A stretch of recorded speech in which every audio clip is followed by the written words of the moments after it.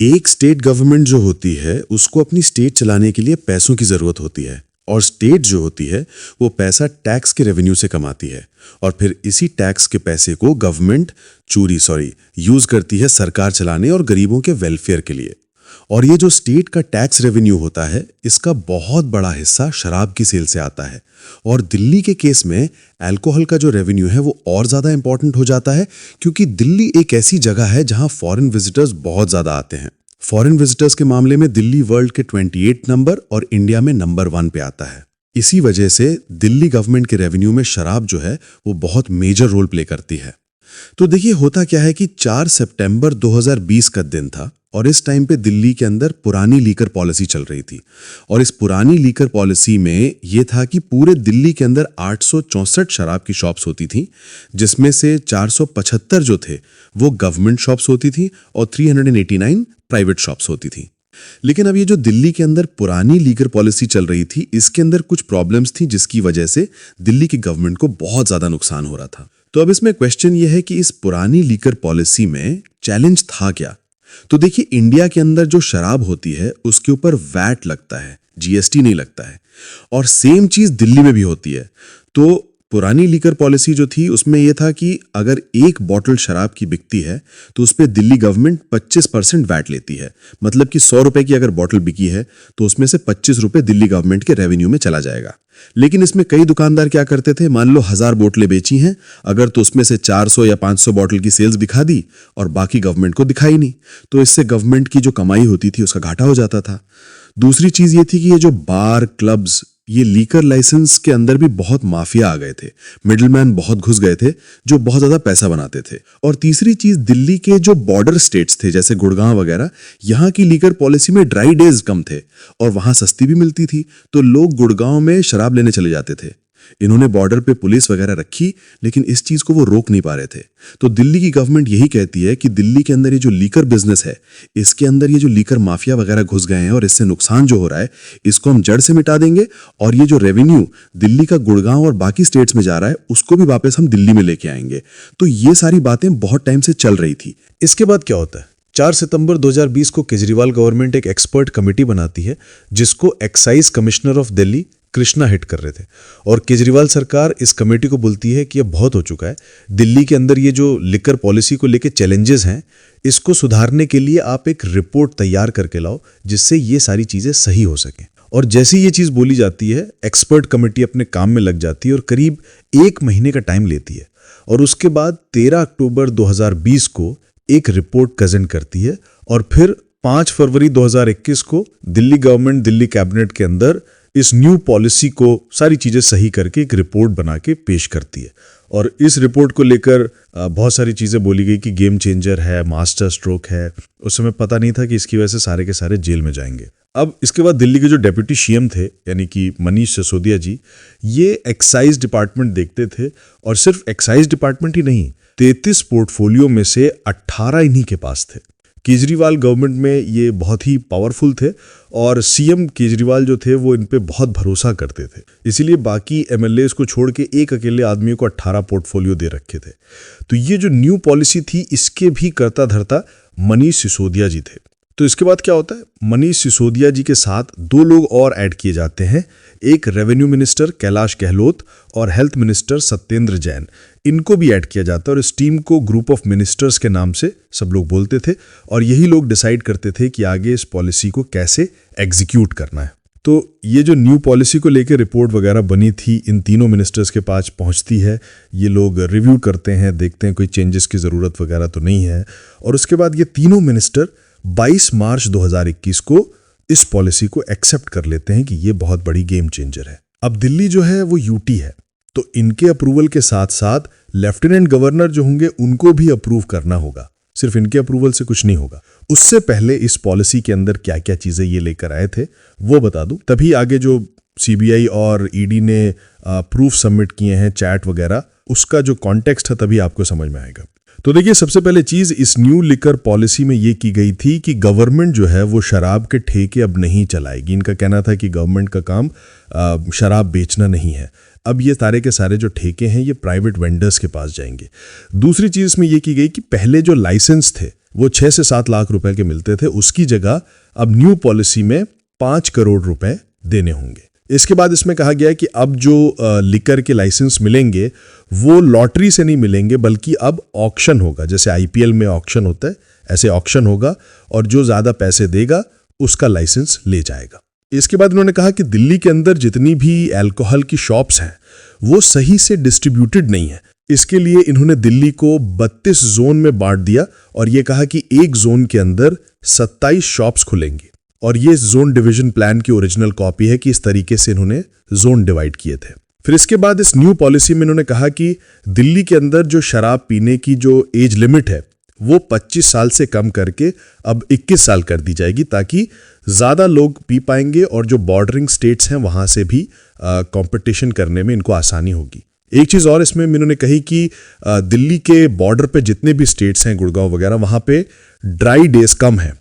दिल्ली के अंदर बहुत ज़्यादा ड्राई डेज हैं, जैसे दिल्ली के अंदर 23 ड्राई डेज हैं और बाकी जगह पे 3 दिन ड्राई डेज होते हैं। तो इस वजह से बॉर्डर पे जाके लोग शराब ले लेते हैं, जिसकी वजह से दिल्ली की कमाई का नुकसान होता है। तो उन्होंने कहा कि दिल्ली के जो ड्राई डेज है उनको 23 से कम करके अब 3 दिन कर दिया जाएगा। मतलब कि सिर्फ 3 दिन शराबबंदी होगी, उसके बाद बिकेगी।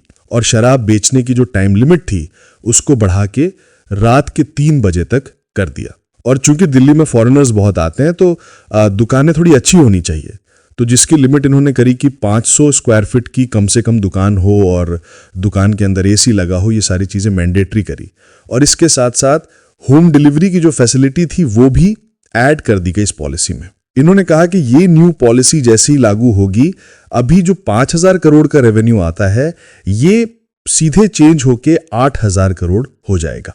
और इसके लिए इन्होंने प्रपोजल भी दिया, ये उस प्रपोजल की कॉपी है। तो अब कैबिनेट वगैरह जो उनके मंत्री वगैरह थे वहां से तो अप्रूवल मिल गया। अब फाइनल टास्क बचा था लेफ्टिनेंट गवर्नर से इसको अप्रूव कराना। तो ये लोग 15 अप्रैल 2021 को लेफ्टिनेंट गवर्नर को ये पॉलिसी भेजते हैं और वो अप्रूव हो जाता है।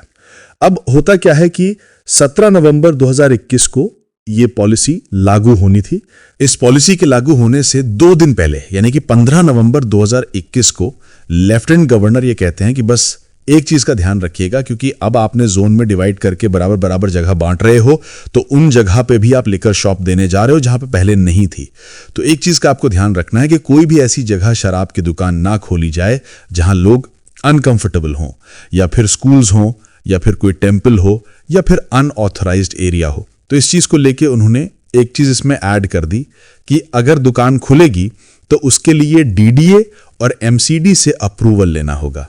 अब इस चीज़ को लेके भी बहुत हल्ला हुआ कि लास्ट मोमेंट पे चेंज कर दिया गया, बहुत सारी चीज़ें थी उनसे ख़राब हो गई, नुकसान हुआ उनको।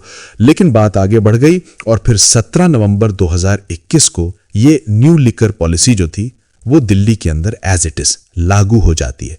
बस कुछ चीज़ें थी, जैसे 21 साल की जो एज थी और जो ड्राई डे था वो कुछ कॉन्स्टिट्यूशनल दिक्कतें आ रही थी, उसकी वजह से वो चीज़ हटा दी गई और बाकी एज इट इज़ ये पॉलिसी लागू हो गई। अब होता यह है कि जैसे ये पॉलिसी लागू होती है इसमें दिक्कत आना शुरू हो जाती है और दिक्कत इतनी बड़ी हो जाती है कि 8 महीने के अंदर ही इस पॉलिसी को हटाना पड़ जाता है। अब क्वेश्चन ये है कि ऐसा क्या कर दिया इन लोगों ने कि जिसकी वजह से इस पॉलिसी को हटाना पड़ा।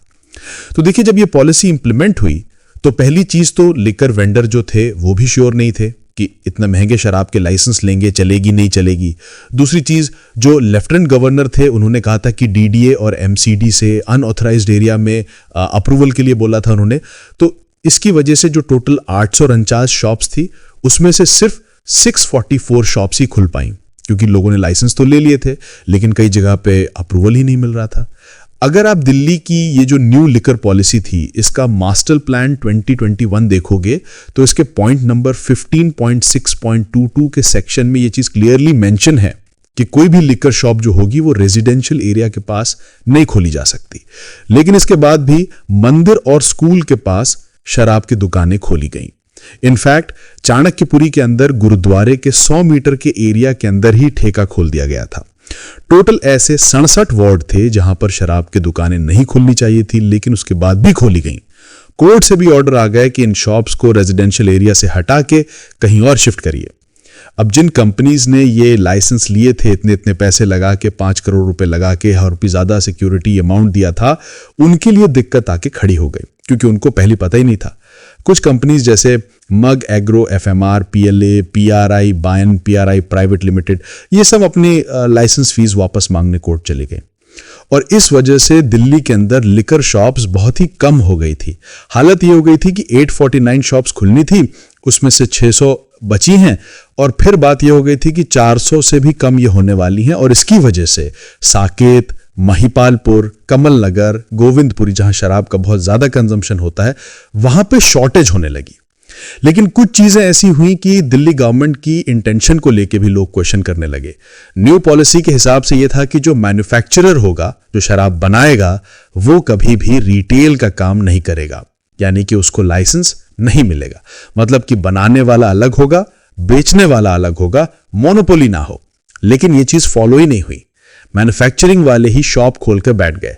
सीक्रेटली जितने मैन्युफैक्चरर्स थे, इन्होंने ग्रुप बना लिया था और अपना कंपटीशन कम करने के लिए एमआरपी से भी नीचे देने लगे, एक के साथ एक फ्री देने लगे, क्योंकि पॉलिसी के अंदर ऐसा मेंशन किया गया था कि अगर रिटेलर चाहे तो वो एमआरपी से कम में भी दे सकता है। इसकी वजह से शराब बहुत सस्ती हो गई थी, डिस्काउंट मिलने लगे थे, और इस वजह से दिल्ली के अंदर शराब का जो कंजम्पशन था वो बहुत ज्यादा हो गया था। पहले जो ओल्ड पॉलिसी थी उसमें 800 से भी ज्यादा दुकानें थी, लेकिन जो कंजम्पशन था वो 13.2 मिलियन लीटर शराब पीने का एवरेज था दिल्ली का। और ये जो न्यू पॉलिसी थी, जिसमें दुकानें कम थी, सारी खुल भी नहीं पाई थी, उसमें ये कंजम्पशन बढ़ के 24.5 मिलियन लीटर हो गया था। ऑलमोस्ट डबल शराब पी थी दिल्ली के लोगों ने उस पर्टिकुलर टाइम पे। अब शराब ज्यादा बिकी है तो मुनाफा भी ज्यादा होना चाहिए था, लेकिन इसका उल्टा हुआ। और यहीं से डाउट होना चालू हो गया कि ये कैसी पॉलिसी लेके आए हैं कि ज्यादा बिकने के बाद भी गवर्नमेंट का रेवेन्यू कम कैसे हो गया। पुरानी पॉलिसी में जब 750 ml की बोतल बिकती थी तो होलसेल प्राइस 166.73 था। न्यू पॉलिसी में तो इसको और बढ़ा दिया गया था, 188.41 हुआ था। ये होलसेल का प्राइस है। रिटेलर का जो प्राइस पहले 330 था वो बढ़ के 555.76 हुआ था। शराब भी ज्यादा बिकी, लेकिन सरकार का घाटा हुआ। अब इसके बाद डेट आती है 8 जुलाई 2022, और यहां से ही केजरीवाल सरकार की जो मुश्किलें थीं वो बढ़ गई थीं।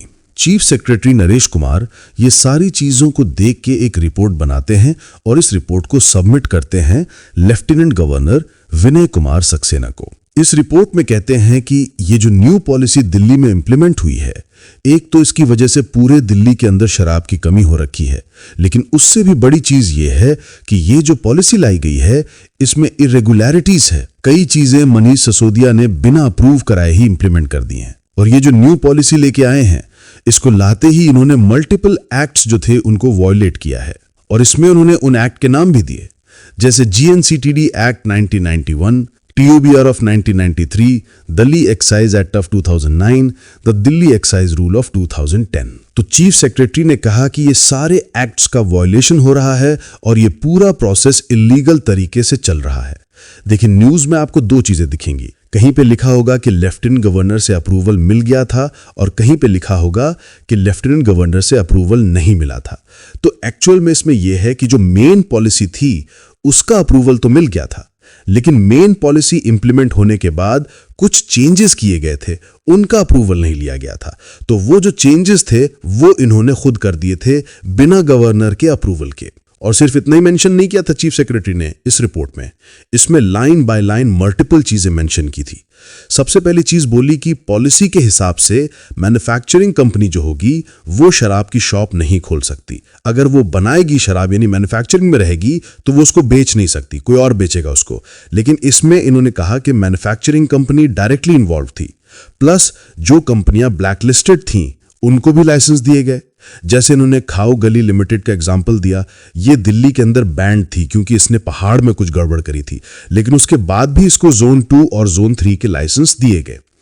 फिर आगे उस रिपोर्ट में बोला गया कि लाइसेंस देने के टाइम पर एक कंपनी थी जिसने 30 करोड़ रुपए डिपॉजिट किए थे, लेकिन हुआ क्या कि इस कंपनी को एयरपोर्ट से NOC नहीं मिला, तो दिल्ली गवर्नमेंट ने क्या किया कि बिना किसी कैबिनेट या गवर्नर से अप्रूवल लिए ये जो 30 करोड़ थे इसको वापस कर दिया, जो कि दिल्ली एक्साइज रूल 2010 के 48(1)(b) का वॉयलेशन है। इस रूल के हिसाब से डिपॉजिट अमाउंट किसी भी कंडीशन में वापस नहीं किया जा सकता। इसके बाद इसमें ये कहते हैं कि कोविड के टाइम पर कुछ कंपनीज थी जिनकी लाइसेंस की फी पेंडिंग थी, करीब 144 करोड़ रुपए थे सबके मिला के, जिसको मनीष सिसोदिया ने बिना किसी के अप्रूवल के इसको माफ कर दिया। और इसके साथ साथ एक बियर की पेटी पे 50 रुपए इंपोर्ट फी माफ करी गई और फॉरेन लिकर जो आती थी इस पे भी छूट दी गई, और इसके लिए भी किसी से भी अप्रूवल नहीं लिया गया। और आगे कहा गया कि पहले क्या होता था कि लाइसेंस फीस जो होती थी वो जब खत्म हो जाती थी तो पैसा दे के फिर उसके बाद उसको रिन्यू कराया जाता था।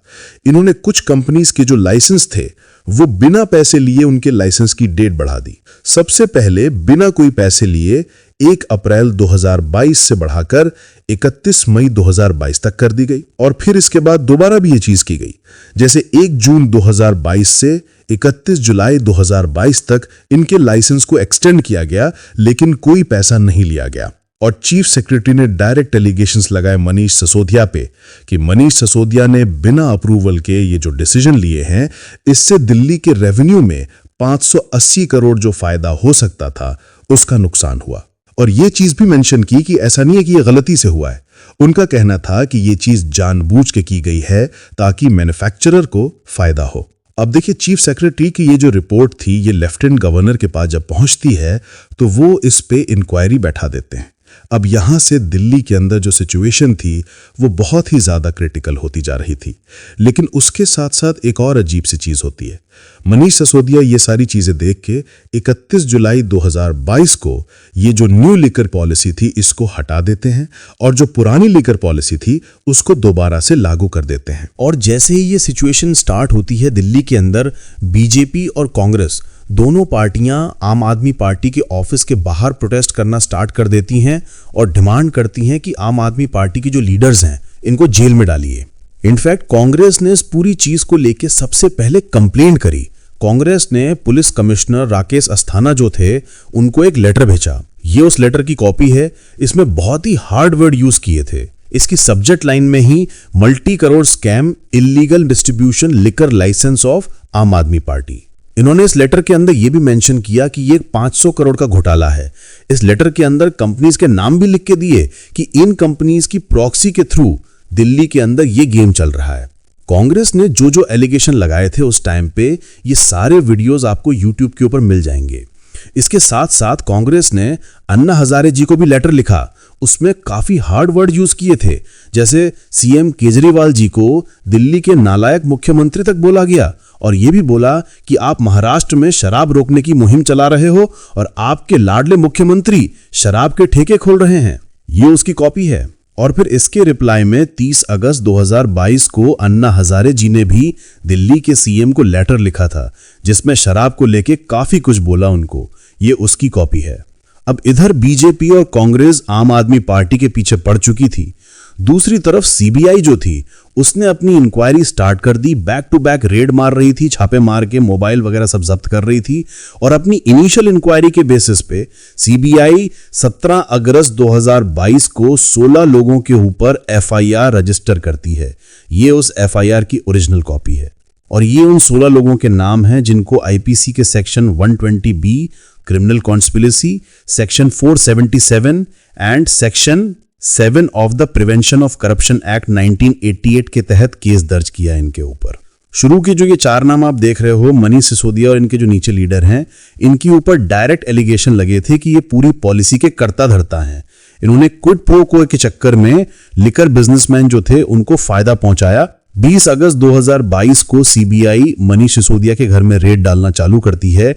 इनके बैंक के लॉकर वगैरह सब जगह सर्च करती है, लेकिन कुछ भी नहीं मिला। सीबीआई ने इनके ऊपर जो केस लगाए थे section 120B of the Indian penal code और section 7 of the prevention corruption act 1988, ये शेड्यूल्ड ऑफेंस है। ये under the prevention of money laundering act PMLA 2002 इसके अंडर आता है। और इसी की वजह से 22 अगस्त 2022 को ईडी की भी इंक्वायरी इसमें स्टार्ट हो जाती है। तो इस पर्टिकुलर टाइम पे सीबीआई और ईडी बहुत ही बुरी तरीके से आम आदमी की जो टॉप लीडरशिप थी उनके पीछे पड़ चुकी थी। लेकिन इसी बीच एक और बहुत अजीब सी चीज होती है, स्ट्रिंग ऑपरेशन की वीडियो दिखाती है। इसमें आरोपी नंबर 13 जो था सनी मारवा, उसके फादर का स्ट्रिंग ऑपरेशन था। तो बेसिकली इस स्ट्रिंग ऑपरेशन में सनी मारवा के फादर कहते हैं कि कैसे इस पॉलिसी को एक्सप्लॉइट किया गया और ऊपर के लोगों को पैसा खिलाया गया। एक टेंडर देने के 250 करोड़ लिए, लेकिन बाकियों से 500 करोड़ लिए, और ये भी कहते हैं कि एक बार इसमें कमीशन दे दो, उसके बाद चाहे आप जो मर्जी करो, इनको कोई मतलब नहीं। पूरे स्ट्रिंग ऑपरेशन का जो लिंक है मैंने वो डिस्क्रिप्शन में दे दिया है, आप एक बार पूरा खुद देख लेना। तो अब इसके बाद डेट आती है 25 नवंबर 2022, और इस डेट तक सीबीआई ने अपनी इंक्वायरी वगैरह कर ली थी, और नेक्स्ट डे यानी कि 26 नवंबर 2022 को ईडी ने भी अपनी इंक्वायरी कर ली थी, और दोनों सीबीआई और ईडी दोनों ने मिलकर अपनी चार्जशीट कोर्ट के अंदर सबमिट करी। बस ईडी की जो चार्जशीट थी वो स्पेशल पीएमएलए कोर्ट था, उसमें सबमिट करी गई थी। टोटल मिला के 8 चार्जशीट, 2 डॉक्यूमेंट, एफआईआर और ईसीआईआर, इनको मिला के टोटल 10 डॉक्यूमेंट सबमिट किए गए। अब बात करते हैं कि इन दोनों एजेंसीज ने कोर्ट के अंदर ऐसे क्या प्रूफ रखे जिसकी वजह से पूरी की पूरी जो लीडरशिप थी आम आदमी पार्टी की, उनको बैक टू बैक गिरफ्तार किया गया। देखिए, कोर्ट के अंदर मल्टीपल हियरिंग हुई अलग अलग डेट पे, और पूरा जो डिस्कशन हुआ, जो चार्जशीट सबमिट की गई है, उसका जो जिस्ट है वो मैं आपको समराइज करके बता दे रहा हूं एक साथ।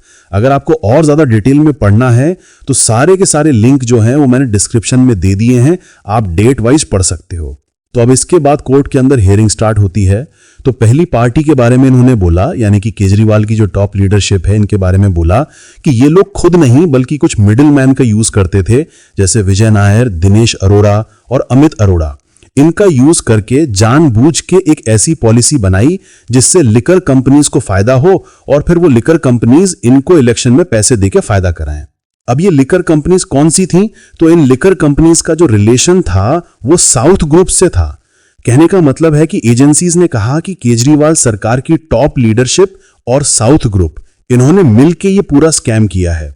अब पूछा गया कि ये साउथ ग्रुप क्या है, तो इसमें इन्होंने बताया कि साउथ इंडिया के लिकर बिजनेस के की प्लेयर, जिनमें कुछ बिजनेसमैन हैं, पॉलिटिकल पार्टीज के कुछ इन्फ्लुएंशियल लीडर्स हैं, इन्होंने एक ग्रुप बना के दिल्ली के अंदर ये स्कैम किया। एक एग्जाम्पल समझाता हूं, जैसे मान लो किसी स्टेट में गवर्नमेंट कोई न्यू पॉलिसी लेके आने वाली है, तो कई सारे बिजनेसमैन जब ये पता चले तो वो सारे के सारे मिलके इकट्ठा हो जाएं और एक ग्रुप बना लें, और फिर ये ग्रुप जाके गवर्नमेंट से बात करे कि कुछ ऐसा करो जिससे इस पूरी पॉलिसी में हमारा फायदा हो, और आपको क्या चाहिए, आपको पैसा चाहिए, तो वो इलेक्शन में वो पैसा हम आपको दे देंगे। तो इस तरीके से ये दोनों पार्टी के लिए विन विन सिचुएशन हो जाएगी।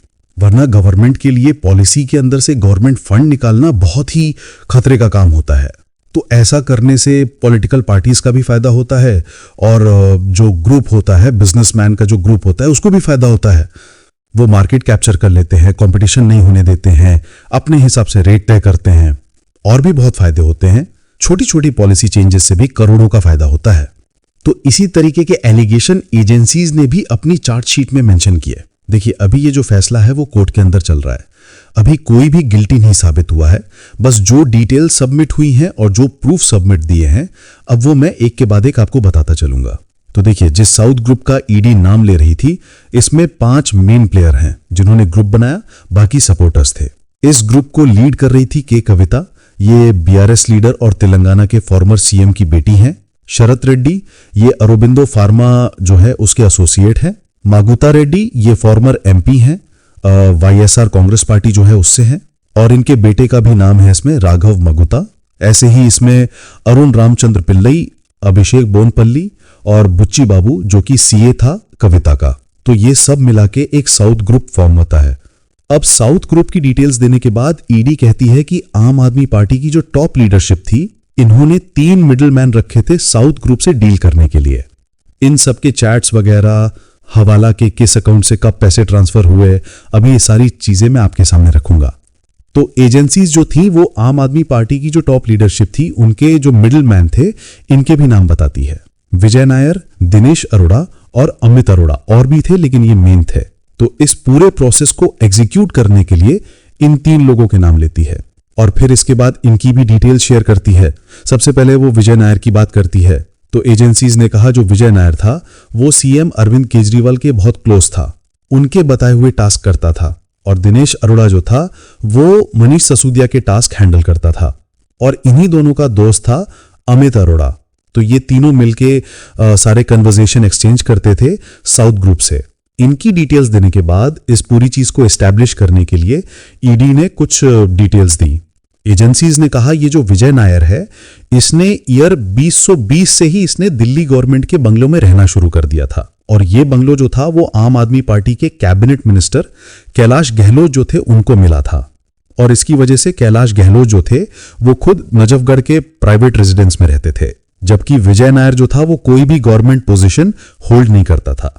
ये बस आम आदमी पार्टी का जो मीडिया एंड कम्युनिकेशन था उसका इंचार्ज था, और विजय नायर जो था वो अरविंद केजरीवाल के कैंप ऑफिस मतलब कि टेम्परेरी या फिर सेकेंडरी ऑफिस जो होता है वहां से ऑपरेट करता था। और ये सारी चीजें विजय नायर ने अपने official statement under section 50 of PMLA 2002 में कंफर्म किए और इसके स्टेटमेंट भी सबमिट किए। अब इसके बाद एजेंसीज जो थी वो नाम लेती हैं दिनेश अरोड़ा का, और इसके बारे में बताया कि मनीष सिसोदिया के जो टास्क थे वो साउथ ग्रुप तक एग्जीक्यूट करता था। ये जो दिनेश अरोड़ा है इसकी कई सारी रेस्टोरेंट्स की चेन है। ये जो अनप्लग्ड कोर्टयार्ड है ये भी इसी का ही है, और ये नेशनल रेस्टोरेंट एसोसिएशन जो है NRAI इसकी कमिटी का मेंबर भी है, और इससे पहले यूट्यूब पे जो AIB आता था उसको भी मैनेज किया इसने। तो कुल मिला के दिल्ली के अंदर इसका बहुत बड़ा सर्कल है। तो इसके लिए ईडी कहती है कि दिनेश अरोड़ा ने दिल्ली के मल्टीपल रेस्टोरेंट ओनर्स जो थे उनको एनकरेज किया कि आम आदमी पार्टी के लिए वो फंड रेज करें, जिसमें कोई गलत बात नहीं है, फंड रेज किए जा सकते हैं, लेकिन उन्होंने कहा कि ये जो रेस्टोरेंट ओनर्स थे उनको बिजनेस में कुछ फायदे भी दिलवाता था ये। और इसके बाद कहा गया कि दिनेश अरोड़ा के पास उसका एक पुराना दोस्त अमित अरोड़ा आया था। ये गुड़गांव के अंदर एक कंपनी है बडी रिटेल प्राइवेट लिमिटेड, उसका डायरेक्टर है। ये आके इससे कहता है कि दिल्ली में कुछ रेस्टोरेंट वगैरह का काम वगैरह करना है इसे, तो इसके लिए वो मनीष सिसोदिया से मिलना चाहता था। और इसकी बात मान के दिनेश अरोड़ा डायरेक्ट मनीष सिसोदिया के पास नहीं ले जाता है, इसको ये डायरेक्ट संजय सिंह के पास ले जाता है। एजेंसीज के हिसाब से संजय सिंह ने कहा कि वो सिसोदिया से मिलवा देंगे, लेकिन उनका जो पर्सनल असिस्टेंट है विवेक त्यागी उसको अपनी कंपनी में कुछ स्टेक्स देने होंगे, और इसी पर्टिकुलर इंसिडेंट के लिए संजय सिंह के ऊपर भी केस चला था। वरना ज्यादातर केसेस में जो एजेंसीज थी उन्होंने मनीष सिसोदिया और सीएम केजरीवाल को ब्लेम किया। तो इसके बाद जब सारी बातें सेट हो जाती हैं तो संजय सिंह के घर पे एक दिन मनीष सिसोदिया और ये लोग मिलते हैं, और ईडी कहती है कि 2.2 करोड़ की डील फिक्स होती है, जिसके बदले में अमित अरोड़ा को लाइसेंस के अंदर कुछ फेवर्स मिलते हैं। और इसी इंसिडेंट के बाद विजय नायर, दिनेश अरोड़ा और अमित अरोड़ा जो थे ये मिलके काम करने लगते हैं। लेकिन ये दिल्ली का एक अलग केस था, इसका अभी साउथ ग्रुप वाला जो केस है उससे कोई लेना देना नहीं है। साउथ ग्रुप वाला जो केस है वो अभी आगे आएगा। तो अब होता क्या है कि इधर ये सारी चीजें चल रही थी, दिल्ली के अंदर न्यू लिकर पॉलिसी जो थी उसके बारे में बात चल रही थी, और वेंडर्स भी इनवाइट किए जा रहे थे, एडवर्टाइजमेंट भी पब्लिश किए थे दिल्ली गवर्नमेंट ने। तो मार्च 2021 में मगुता रेड्डी जो आंध्र प्रदेश में MP हैं, ये न्यूज़पेपर के अंदर दिल्ली गवर्नमेंट का एडवर्टाइजमेंट देखते हैं कि दिल्ली गवर्नमेंट जो है वो लिकर पॉलिसी जो है इनकी उसको प्राइवेट करने जा रही है। इनकी जो फैमिली है वो 71 ईयर्स से लिकर के बिजनेस में है। तो इसको पढ़ते ही सीएम केजरीवाल से मीटिंग सेट करते हैं। तो 16 मार्च 2021 की इनको डेट मिलती है, और इस दिन ये पहुंच जाते हैं, और इनकी मीटिंग सेम डेट पे सीएम केजरीवाल से दिन के टाइम पे स्टार्ट होती है। जब ये मीटिंग चल रही थी तो बात करते करते सीएम केजरीवाल कहते हैं कि कविता जो कि फॉर्मर तेलंगाना सीएम की बेटी हैं, इनका नाम लेते हैं और कहते हैं कि वो भी कुछ दिन पहले हमसे मिलने आई थी, आप उनसे बात करिएगा। और फिर इसके थोड़ी देर बाद जब डिस्कशन चल रहा था, केजरीवाल कहते हैं कि पंजाब और गोवा के इलेक्शन आ रहे हैं, 100 करोड़ का फाइनेंशियल सपोर्ट चाहिए होगा, और इसके रिगार्डिंग कविता जो है वो आपसे कोऑर्डिनेट करेंगी। अब ये सारी चीजें सुन के मगुत्ता जो थे वो वापस आ जाते हैं, और एज पर ईडी को दिए हुए स्टेटमेंट में मगुत्ता ये सारी चीजें डिस्क्लोज करते हैं कि इस तरीके से मीटिंग हुई थी और ये सारी चीजें ईडी ने शेयर करी है। अब जब मगुत्ता वापस आ जाते हैं, इसके नेक्स्ट डे कविता इनको कांटेक्ट करती हैं और कहती हैं कि दिल्ली में सब कुछ सेट हो गया है, मैं कई महीने से विजय नायर और सीएम केजरीवाल की टीम के साथ कांटेक्ट में हूं, हम लोगों को मिलके 100 करोड़ देने होंगे इनकी पार्टी को। और इस डिस्कशन में थोड़ी देर बाद वो कहती हैं कि आपको भी 50 करोड़ देने होंगे, लेकिन एज पर ईडी स्टेटमेंट उन्होंने 50 करोड़ नहीं दिए, बल्कि उसकी जगह 25 करोड़ रुपए वो देने को रेडी हुए। 10 करोड़ कैश 28 मार्च को दिया गया और 1 करोड़ रुपए कैश जून के महीने में दिया गया। तो ये लोग 25 करोड़ जमा कर देते हैं और इसके बाद कविता कहती है कि इसके आगे जितनी भी बातें होंगी और जितनी भी डीलिंग होंगी वो बुच्ची बाबू जो कि उनके सीईओ हैं वो कांटेक्ट करेंगे उसके लिए। तो कुल मिला के अलग अलग तरीके से ये लोग साउथ के जितने बिजनेसमैन थे उनको जोड़ के 100 करोड़ इकट्ठा करते हैं जो इनको चेन्नई में जाके देने थे, और इसी पूरे प्रोसेस में साउथ ग्रुप बनता है। और इस पर्टिकुलर टाइम पे सुकेश जो था वो भी इसमें कूद गया था। उसने कहा कि 15 करोड़ तो इन्होंने मेरे से भी लिए। और जब सुकेश की कोई बात मान नहीं रहा था तो सुकेश ने कुछ प्राइवेट चैट्स थी उनको लीक कर दिया कि मुझे साउथ ग्रुप की जो कविता है इन्होंने पैसे दिलवाया आम आदमी पार्टी को। ये उस चैट की कॉपी है जिसमें ये कविता को अक्का बोलता है, यानी बड़ी दीदी। 15 केजी घी जहां लिखा है वहां पे ये कहता है कि 15 करोड़ रुपए। और इसने ये भी बताया कि जहां AK लिखा है उसका मतलब अरविंद केजरीवाल और जहां SJ लिखा है उसका मतलब सत्येंद्र जैन। ये चैट शेयर करने के बाद सुकेश ने क्लेम किया कि इसने 15 केजी घी यानी कि 15 करोड़ रुपए एक ब्लैक रेंज रोवर स्पोर्ट्स 660 जिसपे MLC का स्टिकर लगा था जो कि TRS के हेडक्वार्टर के पास पार्क थी, वहां पे जाके इसने 15 करोड़ रुपए दे दिए। स्क्रीनशॉट आप एक बार पॉज करके पढ़ लीजिएगा। ईडी की चार्जशीट के हिसाब से 100 करोड़ रुपए जो थे वो विजय नायर रिसीव करता है आम आदमी पार्टी के बिहाफ पे। और फिर दिल्ली लिकर पॉलिसीज ऐसी बनाई गई जिसकी वजह से साउथ ग्रुप का पूरी तरीके से कंट्रोल हो गया दिल्ली के लिकर बिजनेस पे। साउथ ग्रुप डायरेक्टली और इनडायरेक्टली 9 लिकर जोन थे वहां पे कंट्रोल ले लेता है दिल्ली के अंदर, और बाकी के जो जोन थे वहां पे भी या तो सिक्योरिटी डिपॉजिट का जो पैसा था उसको फाइनेंस करके या फिर अपने रिलेटिव्स या फिर डमी प्रॉक्सीज इनके थ्रू पूरे दिल्ली लिकर मार्केट के ऊपर कब्जा कर लेते। साउथ ग्रुप की जो डील ये जब चल रही थी तो उसमें कई सारे ऐसे लोग थे, जैसे कि शरद रेड्डी था, वो विजय नायर से कहता है कि आप डील तो कर रहे हो, हम इतनी बड़ी डील कर रहे हैं, लेकिन जो टॉप बॉस है उससे आपको एक बार हमें मिलवाना होगा ताकि हम अश्योर हो जाए। और जब बहुत ज्यादा प्रेशर ये लोग करते हैं तो विजय नायर जो था वो CM केजरीवाल से मिलवाने के लिए रेडी हो जाता है और डेट देता है 25 अप्रैल 2023 की। शरद रेड्डी का ये स्टेटमेंट भी रिकॉर्डेड है under section 50 of PMLA act. तो इसने बताया कि इसको सबसे पहले दिल्ली बुलवाया गया, फिर दिल्ली के ओबरॉय होटल जो था वहां पे इसको रुकने को बोला गया और इससे बोला गया कि कोई भी इलेक्ट्रॉनिक डिवाइस या फिर मोबाइल कैरी करने को मना कर दिया। इसके बाद ये वेट करता है और एक ब्लैक SUV आती है ओबरॉय होटल में, इसको पिक करती है और CM केजरीवाल का जो रेजिडेंट था उसके बगल वाली बिल्डिंग में उसको वेट करने को बोला जाता है। और थोड़ी देर बाद इंतजार खत्म होता है और CM केजरीवाल आते हैं और शरद रेड्डी से कहते हैं कि विजय नायर काफी केपेबल है ये सब हैंडल करने के लिए। और फिर 10 मिनट तक न्यू लिकर पॉलिसी के बारे में इसमें बात होती है इनकी, जिसमें एक लाइन CM केजरीवाल ये बोलते हैं ये सबके लिए विन विन सिचुएशन है, और उसके बाद वो चले जाते हैं। और ED की चार्जशीट के हिसाब से ये दूसरी बार ऐसा था इस पॉलिसी को लेकर 1-on-1 डायरेक्ट मीटिंग हुई थी, और इसके बाद जो हुई थी वो समीर महेंद्र के साथ हुई थी, लेकिन वो फेस टाइम के थ्रू हुई थी विजय नायर के आईफोन से। एक्चुअली समीर महेंद्र जो है वो इंडो स्पिरिट जो कि काफी बड़ी लिकर कंपनी है इसका डायरेक्टर था, और ये साउथ ग्रुप जो था इसका मेन पॉइंट ऑफ कांटेक्ट भी बन गया था। और ये भी अरविंद केजरीवाल से मिलना चाह रहा था, लेकिन ये केजरीवाल से डायरेक्ट तो नहीं मिल पाता है, लेकिन ED के स्टेटमेंट के हिसाब से विजय नायर के फोन से इसका फेस टाइम कराया गया था। और उस कॉल में अरविंद केजरीवाल कहते हैं Vijay is my boy and you should trust him and continue to work with him. और इसके बाद जो समीर महेंद्र था उसने 1 करोड़ रुपए राधा इंडस्ट्री जो कि राजेंद्र प्लेस न्यू दिल्ली की जो यूको बैंक की ब्रांच है उसके अकाउंट नंबर 10221004647 इस अकाउंट नंबर में ट्रांसफर किए।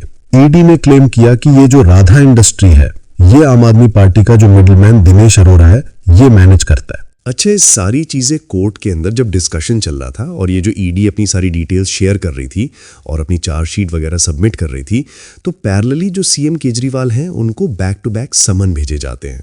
सबसे पहला समन जो ED का गया था वो 30 अक्टूबर 2023 को भेजा गया था, लेकिन CM केजरीवाल जाते नहीं है। इसके बाद अक्टूबर 2023 से लेकर मार्च 2024 तक इन 6 महीनों के बीच में टोटल 9 समन भेजती है ED, लेकिन केजरीवाल जाते नहीं है। वो कहते हैं कि बीजेपी ये सारे समन भिजवा रही है। तो पैरेलली ये सारे समन भेजे जा रहे थे। At the same time court में हियरिंग चल रही थी और उसके साथ साथ बैक टू बैक लोग पकड़े जा रहे थे, रेड पड़ रही थी। ये सारी चीज़ें एक साथ हो रही थी और इस पर्टिकुलर टाइम तक सत्येंद्र जैन, मनीष सिसोदिया, संजय सिंह इन सबको पकड़ा जा चुका था और जेल में डाल दिया गया था। अब कोर्ट के अंदर ये सारी बात करने के बाद ED जो थी वो मेन मुद्दे पे आती है। ED कहती है कि जो न्यू लीकर पॉलिसी थी इसके आने से पहले जो ओल्ड लीकर पॉलिसी थी उसमें होलसेलर जो थे उनका 5% तक का जो प्रॉफिट था वो फिक्स कर दिया गया था। और इसके बाद ईडी कहती है कि जो न्यू पॉलिसी थी उसमें भी 5% ही फिक्स किया गया था। लेकिन जैसे ही साउथ ग्रुप से डील फिक्स होती है, मनीष सिसोदिया ने इस पॉलिसी को बिना कैबिनेट या लेफ्टिनेंट गवर्नर के अप्रूवल के लास्ट मोमेंट पे चेंज कर दिया और होलसेलर का जो प्रॉफिट फिक्स कर दिया गया था 5%, उसको बढ़ा के 12% कर दिया गया साउथ ग्रुप की लॉबी के लिए। और इन्होंने साउथ ग्रुप की लॉबी से डील की कि 12% प्रॉफिट तो हम कर रहे हैं, लेकिन इसमें से 6% जो होगा वो हमें बैक चैनल से वापस करना होगा हमारे इलेक्शन के लिए।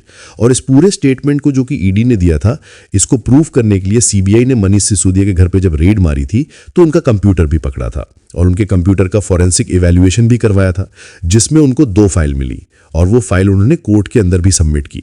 एजेंसीज ने कहा कि इन 2 फाइल में से एक फाइल का जो मॉडिफिकेशन किया गया था वो 15 मार्च 2021 को 11:27 मॉर्निंग में किया गया था। लेकिन दूसरी जो फाइल थी, जो मॉडिफिकेशन किया था इन्होंने 19 तारीख को, उसमें एक चेंज किया गया था। उसमें 5% का जो प्रॉफिट था उसको बढ़ा के 12% कर दिया गया था। और इसके बाद एजेंसीज कहती हैं कि 15 मार्च से 19 मार्च के बीच में कोई कैबिनेट मीटिंग ही नहीं हुई, और जब कोई मीटिंग ही नहीं हुई तो ये 5% 12% कैसे हो गया। तो इसी चीज को बता के मनीष सिसोदिया को ये कहा गया कि इन्होंने बिना किसी से अप्रूवल लिए, सिर्फ साउथ ग्रुप से बात करके, उनको पहले से सारी डिटेल सेट करके ये चीज इन्होंने खुद कर दी। और ये डिटेल्स देने के बाद एजेंसीज जो थी वो दूसरी डिटेल सबमिट करती हैं। उसमें एजेंसीज कहती हैं कि 22 मार्च 2021 को कैबिनेट के अंदर ये जो रिपोर्ट थी जिसमें ये पूरी पॉलिसी बनाई गई थी, ये सबमिट होनी थी। लेकिन इससे पहले, यानी कि 14 मार्च 2021 से 17 मार्च 2021 के बीच में ये लोग साउथ ग्रुप को दिल्ली में बुलाते हैं और साउथ ग्रुप के जितने भी इंपॉर्टेंट लोग थे उनको दिल्ली के सिविल लाइन वाले ओबराय होटल जो है वहां पे स्टे करवाते हैं। और होटल के बिजनेस सेंटर वाले एरिया में ये लोग इकट्ठे होकर डिस्कशन वगैरह कर रहे थे। अब एजेंसीज ने क्या किया, इस पर्टिकुलर टाइम की, जिस टाइम पे ये लोग रुके थे इस होटल में, इस टाइम की सीसीटीवी फुटेज निकलवाई। तो जब ये लोग सीसीटीवी फुटेज देख रहे थे तो इसमें एक ये चीज नोटिस करते हैं कि ग्रुप में से एक आदमी हाथ में कुछ पेजेस लेके बिजनेस सेंटर वाले एरिया में जाता है और फोटोकॉपी मशीन जो थी उसमें से कई सारे पेजेस फोटोकॉपी निकलवाता है। तो ये फुटेज देखने के बाद एजेंसीज होटल पहुंचती हैं और जिस मशीन से ये फोटोकॉपी निकलवाई जा रही थी उसका डेटा कलेक्ट करती है। तो उसको पता चलता है कि टोटल 36 पेजेस की फोटोकॉपी निकलवाई गई थी। अब एजेंसीज कहती है कि जो न्यू पॉलिसी का ड्राफ्ट था जिसमें 12% किया गया था, अगर टाइटल और इंडेक्स का पेज हटा दो तो एग्जैक्टली 36 पेजेस हैं, जितने पेजेस न्यू पॉलिसी के ड्राफ्ट में थे। तो इसमें एजेंसीज कहती हैं इसमें दिक्कत वाली बात यह है कि 22 मार्च को कैबिनेट के अंदर यह पॉलिसी जानी थी। ये बहुत ही सीक्रेट डॉक्यूमेंट था। तो ये डॉक्यूमेंट होटल की लॉबी में लोगों के हाथ में कैसे हो सकती है, वो भी ऐसे लोग जिनको उसी पॉलिसी का लाइसेंस मिलना था। और इसमें एक चीज और ऐड की जाती है कि ये जो ड्राफ्ट था ये मनीष सिसोदिया ने अपने सेक्रेटरी सी अरविंद जो था उसको सीएम केजरीवाल के घर पे दिया था ताकि ये साउथ ग्रुप की लॉबी को दिखा सके। और 13 मार्च 2023 को जब एजेंसीज ने पकड़ा सी अरविंद को तो उसने भी इस चीज को कंफर्म कर दिया। और इसी के बेसिस पे एजेंसीज कहती हैं कि जो न्यू पॉलिसी का जो ड्राफ्ट था वो एक सरकारी डॉक्यूमेंट था। दिल्ली कैबिनेट में जाने से पहले ही साउथ ग्रुप को इन्होंने भेज के कंफर्म कराया कि देख लीजिए सब कुछ आपके हिसाब से है कि नहीं। और इसके साथ साथ एक चीज और ऐड करी एजेंसीज ने, उन्होंने कहा कि साउथ ग्रुप की जो कविता थी उनका एक सीए है बुच्ची बाबू, उसके फोन की चैट्स को दिखाया और कहा कि पॉलिसी कैबिनेट में पहुंचने से पहले ही साउथ ग्रुप के पास पहुंच चुकी थी। एक्चुअली हुआ क्या था कि बुच्ची बाबू के यहां जब रेड मारी थी तो एजेंसीज ने इसका फोन जब्त कर लिया था और उस टाइम पे एजेंसीज ये ढूंढ रही थी कि 22 मार्च 2021 जिस दिन पॉलिसी कैबिनेट में जानी थी उससे पहले इनके पास डिटेल्स थी। तो एजेंसीज ने क्या किया, इसका फोन जो था उसकी 6 मार्च 2021 से लेके 20 मार्च 2021 तक इसकी फॉरेंसिक जांच करवाई। तो जो इसकी डिलीटेड चैट्स थी इस पर्टिकुलर टाइम पे उनको भी निकलवाया और इसी बीच में 20 मार्च की एक चैट निकल के आती है। ये उस चैट की कॉपी है।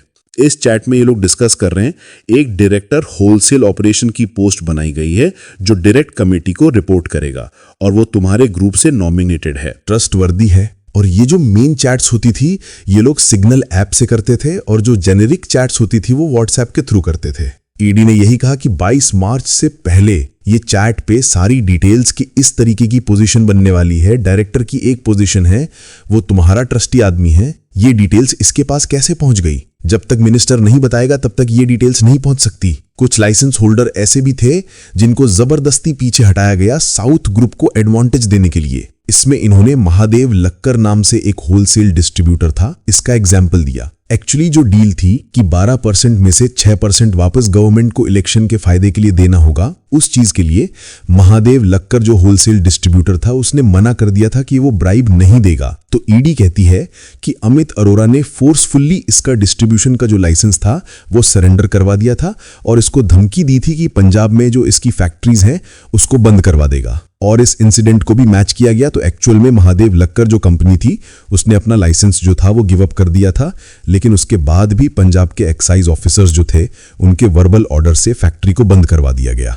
क्योंकि इसने उनकी बात नहीं मानी थी। इसके बाद एजेंसीज जो थी वो मनीष सिसोदिया के साथ साथ 36 और अक्यूज के ऊपर डॉक्यूमेंट वगैरह छुपाने के भी केसेस लगाती हैं। एक्चुअली जब एजेंसीज सबके मोबाइल जब्त कर रही थी तो ईडी ने कहा कि इस पूरी पॉलिसी ड्राफ्टिंग और इंक्वायरी के टाइम पे मनीष सिसोदिया के साथ साथ 36 अक्यूज ने 180 मोबाइल चेंज किए जिनकी कीमत 1.38 करोड़ थी, जिसमें से 1 जनवरी 2021 से 19 अगस्त 2022 के बीच में मनीष सिसोदिया के पास 3 फोन और 1 सिम था। उस 1 सिम को इन 3 फोन में वो बदल बदल के यूज करते थे और जिसमें से 2 फोन उन्होंने ईडी के हाथ ही नहीं लगने दिए। और जो मोबाइल हाथ लगा भी, जो 1 मोबाइल उनके हाथ लगा भी, वो मोबाइल नया था। उस मोबाइल को ये 22 जुलाई 2022 से यूज कर रहे थे। इससे पहले के जो मोबाइल थे वो इनके हाथ ही नहीं लगे। और इसके साथ साथ अगस्त के महीने से लेकर सितंबर 2022 तक इसके बीच में 18 मोबाइल बदले गए जिसमें 4 सिम यूज हुए। तो एजेंसीज कह रही थी कि एक भी मोबाइल ऐसा नहीं था जो पुराने टाइम पे यूज हो रहा हो जिसकी वजह से उनको इंक्वायरी करने में दिक्कत आई। तो इसके लिए अलग से केस लगाया उन्होंने। तो देखिए सारी इंक्वायरी वगैरह जो थी और जो दिक्कतें आई, ईडी ने ये सारी चीजें तो सबमिट करी। इसके साथ साथ ईडी ने कहा कि जो सारा पैसा इकट्ठा हुआ था, ये ऐसा तो था नहीं कि किसी के अकाउंटों में गया, ये सारा पैसा गोवा पहुंचाया गया। और किस तरीके से ये पैसा पहुंचाया गया उसकी भी डिटेल्स थी। ईडी ने कहा कि गोवा के अंदर इलेक्शन होने वाले थे और गोवा के अंदर 4 रूट से पैसा पहुंचाया गया बिना बैंकिंग का यूज किए। अंगड़िया के थ्रू पहुंचाया गया। देखिए अंगड़िया एक पुराना सिस्टम है जो अभी भी यूज होता है। इसमें यह होता है कि मान लो आपको मुंबई से कैश भेजना है अपने गोवा वाले दोस्त को बिना बैंक का यूज किए, तो आप मुंबई के अंगड़िया में जाके कैश को जमा करोगे और आपको एक कोड मिलेगा और जो हवाला वाले होंगे ये कैश आपके दोस्त तक पहुंचा देंगे और उसका एक कमीशन ले लेंगे। इस पूरे सिस्टम को अंगड़िया बोला जाता है। ये अभी भी काम करता है, लेकिन इस सिस्टम को लेके कई सारे एलिगेशंस भी लगते हैं कि हवाला सिस्टम की तरह ब्लैक मनी को ट्रांसफर करने के लिए इसका यूज होता है। टोटल 44.6 करोड़ रुपए जो थे वो गोवा पहुंचाए गए। टोटल अगर आप चार्जशीट देखोगे तो उसमें 45 करोड़ लिखा है, लेकिन इसमें से कुछ पैसा जो अंगड़िया थे उन्होंने अपना कमीशन काटा था, तो वो मैं काट के बता रहा हूं आपको कि 44.6, वैसे चार्जशीट में इसको 45 करोड़ लिखा है। तो मतलब कि 45 करोड़ रुपए जो थे वो गोवा के अंदर पहुंचाए गए हवाला का यूज करके। तो इसको इन्होंने इस तरीके से पहुंचाया कि पहले गोवा के बाहर के जितने भी अंगड़िया थे, 3-4 अंगड़िया थे, उसमें इन्होंने थोड़ा थोड़ा अमाउंट पैसा पहुंचाया। फिर इन सारे अंगड़िया ने एक गोवा के अंदर एक अंगड़िया है जिसका नाम है आर कांतिलाल अंगड़िया, वहां पे ये पैसा पहुंचाया और फिर वहां से आम आदमी पार्टी के 3 आउटडोर कैंपेनर्स थे, इन्होंने पैसा रिसीव किया। और ये सारी की सारी चीजें की कैसे गई इसके बारे में भी ईडी ने बताया। तो इसमें सबसे पहले साउथ ग्रुप का एक अभिषेक बिनापल्ली था। उसने क्या किया, कविता जो थी साउथ ग्रुप की, उनका एक प्राइवेट सेक्रेटरी था अशोक कौशिक नाम से। तो अभिषेक ने क्या किया, जून 2021 को अशोक को कांटेक्ट किया और उसको बोला कि टोडापुर नारायणा न्यू दिल्ली जाओ और वहां आपको दिनेश अरोड़ा मिलेगा, उसके पास आपको 2 कैश के बैग मिलेंगे, वो आपको वहां से उठाने हैं और वो उठा के आपको विनोद नाम के आदमी को देने हैं। और अशोक ने बिल्कुल वैसा ही किया। उसने 2 बैग उठाए जिसमें 25 करोड़ थे, विनोद नाम के आदमी को जाके डिलीवर कर दिया। अब ये जो 25 करोड़ के बैग विनोद के पास पहुंच चुके थे, विनोद ने अपने ऑफिस के एम्प्लॉयज के साथ मिलके 3 अंगड़िया का यूज किया और उन अंगड़िया का यूज करके गोवा वो पैसा पहुंचा दिया। और ये जो 3 अंगड़िया इसने यूज किए थे, इनके नाम थे कीर्ति अंबानाल अंगड़िया, यहां से 16 करोड़ रुपए भेजे गए। दूसरा था नीलकांत अंगड़िया, यहां से 7.5 करोड़ भेजे गए। और तीसरा था मां अंबे अंगड़िया, यहां से 2 करोड़ रुपए भेजे गए। तो कुल मिला के 25 करोड़ रुपए विनोद ने इन अंगड़िया का यूज करके गोवा पहुंचा दिए थे। लेकिन सिर्फ इतने ही पैसे नहीं पहुंचाए गए थे, अभी और पैसे भी भेजे जाने थे जो बाकी अंगड़िया का यूज होकर पहुंचने थे। तो बाकी पैसे भी गोवा पहुंचाने के लिए दूसरा ग्रुप बनाया जाता है। तो ये जो टास्क था, ये भी साउथ ग्रुप की जो कविता थी उन्हीं के स्टाफ मेंबर अभिषेक को ही दिया जाता है और इसको कहा जाता है कि 7 करोड़ रुपए हैं, इसको गोवा पहुंचाना है। अब अभिषेक क्या करता है कि एक अरविंद सिंह नाम का एक आदमी था जो कि हेड न्यूज़ चैनल में हेड था।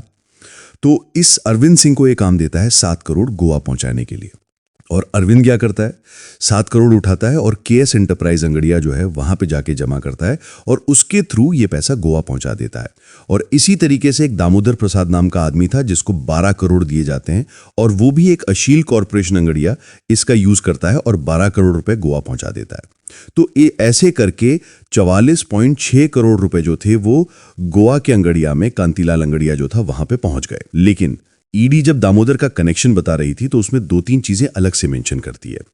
ईडी कहती है कि ये जो दामोदर प्रसाद है ये chariot production media private limited इसमें काम करता है और ये जो chariot production media private limited है ये गोवा के अंदर आम आदमी पार्टी की आउटडोर कैंपेनिंग संभाल रही थी। तो अब इसके बाद होता क्या है कि जितना भी पैसा था गोवा के अंदर आर कांतमाल अंगड़िया जो है उसके अंदर पहुंच चुका था। अब ईडी जब ये ट्रेल पकड़ती है कि गोवा के अंदर एक आर कांतलाल अंगड़िया है जहां पे सारा पैसा इकट्ठा हो रहा है, तो इस आर कांतलाल अंगड़िया के ऊपर वो रेड मारती है। जितने भी डॉक्यूमेंट्स, नोट्स, चिट्स वगैरह थी, स्लिप वगैरह जो थी उनको सीज कर देती है। और इस अंगड़िया में एक एम्प्लॉय था सागर पटेल। तो इसको उठा के पुलिसिया अंदाज में जब इससे पूछा जाता है तो ये सारी चीजें बताना स्टार्ट करता है कि किसने कब और कैसे पैसे उठाए। सागर पटेल अपने ऑफिशियल बयान में बताता है कि 3 आदमी आए, प्रिंस कुमार, चरणप्रीत सिंह और राजीव मोंडकर। प्रिंस जो था वो 16,800 रुपए लेके गया। चरणप्रीत जो था वो आया और 17 करोड़ 38 लाख 15 हजार इतने लेके गया। और जो रवि था वो 27 करोड़ इतना कैश ये लोग आर कांतलाल अंगड़िया से उठा के ले गए थे। अब ये सारी चीजें जब एजेंसीज को पता चलती है तो वो पता करती हैं कि ये तीनों हैं कौन। तो इसमें पता चलता है कि chariot production media private limited ये जो कंपनी है जो आम आदमी पार्टी की आउटडोर कैंपेनिंग कर रही थी ये इसके एम्प्लॉय हैं। प्रिंस जो था वो परमानेंट एम्प्लॉय था। चरणप्रीत जो था वो ऑन एंड ऑफ फ्रीलांस पे काम करता था। इलेक्शन के टाइम पे काम बहुत ज्यादा था तो वो अपने साथ एक राजीव नाम के बंदे को अंदर ले आया था। और जब ईडी और ज्यादा अंदर घुसती है और बैंक स्टेटमेंट चेक करती है तो पता चलता है कि चरणप्रीत के अकाउंट में फरवरी 2022 को आम आदमी पार्टी के थ्रू डायरेक्ट सैलरी ट्रांसफर हुई थी। और ये जो सारी कहानी मैं बता रहा हूं ये शॉर्ट में बता रहा हूं। ये जो भी चीजें बताई गई हैं इन सारी चीजों को एस्टैब्लिश करने के लिए अलग अलग डिटेल्स भी दी हैं ईडी ने। जैसे जब प्रिंस वहां पे पहुंचा तो उसने स्लिप ली, उस टाइम पे फोन कॉन्वर्सेशन क्या हुई, और जब ये तीनों वहां पे पहुंच रहे थे तो उस टाइम की जो कॉल लॉग थी वो सारी डिटेल्स उन्होंने मैच करी और कॉल रिकॉर्डिंग भी मैच करी। तो इस तरीके से वो पूरी कहानी बनाई। और ईडी यहां पे भी रुकती नहीं है। इस पैसे को आम आदमी पार्टी ने कैसे यूज किया उसके लोप होल भी शेयर करती है। ईडी ने कहा कि पूरे गोवा इलेक्शन में जितनी भी वेंडर कंपनी थी उनको कुछ अलग ही तरीके से पेमेंट करी। पार्ट कैश पार्ट बिल में पेमेंट की। कुछ पैसा इन्होंने कैश में दिया और कुछ पैसा इन्होंने बिल बना के दिया। एक वेंडर कंपनी थी ग्रेस एडवर्टाइजिंग। इसका एक एम्प्लॉय था इस्लाम काजी। इसने ईडी को बताया कि कुछ ही पार्ट था पेमेंट का जो लीगल इनवॉइस की तरह दिया गया, बाकी सारी पेमेंट जो थी वो कैश में दी गई। इस्लाम काजी जब इलेक्शन के टाइम पे ये सारी चीजें कर रहा था तो इसने अपनी एक जानने वाली कंपनी थी जो कि इसने आम आदमी पार्टी की कैंपेनिंग के लिए लगा दी थी, जिसका नाम था स्पार्क्स एंटरटेनमेंट। तो ईडी क्या करती है, स्पार्क्स एंटरटेनमेंट जो थी उसके कुछ एम्प्लॉइज के भी फोन जब्त कर लेती है और उसकी जब तहकीकात होती है तो उसमें पता चलता है कि पार्ट कैश और पार्ट बिल में पेमेंट की गई। ये वो चैट की कॉपी है जो ईडी ने कोर्ट के अंदर लगाई है। कई ऐसी वेंडर कंपनी थी जिन्होंने आम आदमी पार्टी को सर्विस दी थी गोवा इलेक्शन में। उनको अंगड़िया से पैसा दिलवाया गया जहां साउथ ग्रुप ने पैसा जमा किया था। इसके लिए ईडी ने कई सारी चिट्स थी, स्लिप्स थी, उनके भी प्रूफ दिए। इस्लाम काजी जो था उसके भी 6.29 लाख जो थे ये पैसा डायरेक्ट देने के बजाय आर कांतलाल अंगड़िया से उठवाने को कहा गया। ऐसे ही एरन डिसूजा था, इसकी टोटल पेमेंट थी 13.6 लाख। उसमें से 5.5 लाख जानबूझ के कैश में दिए गए। ईडी ने क्या किया, गोवा इलेक्शन के टाइम पे आम आदमी पार्टी के एक कार्यकर्ता को भी उठा लिया। उसने अपने ऑफिशियल स्टेटमेंट में बताया कि गोवा इलेक्शन में जो भी खर्चा किया था आम आदमी पार्टी के वॉलंटियर्स ने वो सारा पैसा डिजिटल पेमेंट्स की बजाय कैश में दिया गया और जो एडवर्टाइजमेंट और होर्डिंग से रिलेटेड काम करवाया गया था उसका पैसा हवाला से दिया गया। ईडी ने कहा कि विजय नायर जो कि सीएम केजरीवाल का मिडिल मैन था उसने इलेक्शन के टाइम पे बोगस इनवॉइस रेज कराए ब्लैक मनी को व्हाइट मनी में दिखाने के लिए। देखिए इसमें और भी बहुत सारी चीजें हैं, जैसे क्रेडिट नोट का यूज किया गया, करेंसी नोट के ऊपर जो नंबर होता है उसको कोड बना के फंड्स घुमाए गए। ये सारी चीजें चार्जशीट पे मेंशन्ड है। लेकिन वीडियो और ज्यादा लंबी हो जाएगी तो आप एक बार पढ़ लीजिएगा, डिस्क्रिप्शन में मैंने लिंक दिया है। तो देखिए, जब इधर सारी चीजें चल रही थी और पैरेलली सीएम अरविंद केजरीवाल को ईडी नोटिस भेज रही थी, लेकिन वो आ नहीं रहे थे। अब जब 9 समन ईडी ने भेजे थे अरविंद केजरीवाल को, जब उस पे नहीं आए तो इसके बाद ईडी ऑफिस छानबीन करते हैं, फिर 2 घंटे उनसे बैक टू बैक क्वेश्चनिंग करते हैं, उनके मोबाइल फोन और उनके फैमिली मेंबर के मोबाइल फोन जो थे उनको जब्त करते हैं और इसके बाद ये लोग सीएम केजरीवाल को अरेस्ट करते हैं। देखिए, इसमें एक क्वेश्चन ये है कि सीएम केजरीवाल को किस वजह से पकड़ा गया। अब ऐसे कोई अगर इल्जाम लगा देगा तो दिल्ली के सीएम को आप थोड़ी पकड़ लोगे। इनफैक्ट सीएम केजरीवाल ने अपने पास कोई भी पोर्टफोलियो नहीं रखा था। उन्होंने सारे के सारे पोर्टफोलियो अलग अलग लोगों को दे रखे थे। एक साइन तक नहीं किया था उन्होंने किसी भी डॉक्यूमेंट पे। तो देखिए, सीएम केजरीवाल की मुसीबत इसलिए बढ़ी क्योंकि वो आम आदमी पार्टी के हेड थे और आम आदमी पार्टी के ऊपर ही एलिगेशन है कि उसको इस पूरे केस में इलेक्शन में फायदा हुआ पॉलिसी चेंज करा के। तो इसी वजह से एजेंसीज ने आम आदमी पार्टी के हेड सीएम केजरीवाल को मेन कल्प्रिट बनाया। संजय सिंह का केस मैंने आपको बताया था कि उनका केस इससे थोड़ा हटके था, लेकिन इसमें मेन मुसीबत जो है वो सीएम केजरीवाल और मनीष सिसोदिया की है। मनीष सिसोदिया की इसलिए क्योंकि उन्होंने इस पूरी पॉलिसी को बनाया था और सीएम केजरीवाल उस पार्टी के हेड हैं, और अगर वो हेड ना होते, खाली सीएम होते, तो उनकी मुसीबतें इतनी नहीं बढ़ती।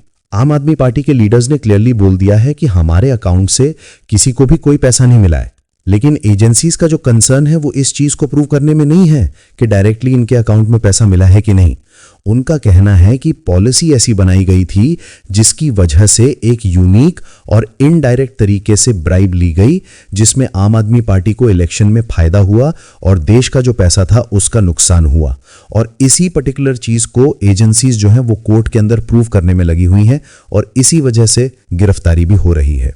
एजेंसीज ने यह भी कहा है कि उनके पास और भी प्रूफ हैं, अभी वो आगे रखेंगे, अभी उनकी इन्वेस्टिगेशन चल रही है। इस पूरे केस में आम आदमी पार्टी ने भी एलिगेशंस लगाए हैं, इलेक्टोरल बॉन्ड की भी बात हुई है।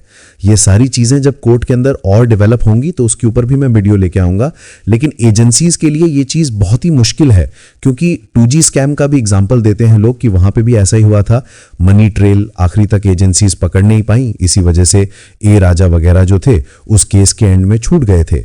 लेकिन फिलहाल तो सिचुएशन यह है कि दिल्ली की जो जनता है वो इस पूरे गेम में सफर कर रही है क्योंकि दिल्ली की आधे से ज्यादा जो लीडरशिप है जिनको काम करना था वो जेल में बैठी है।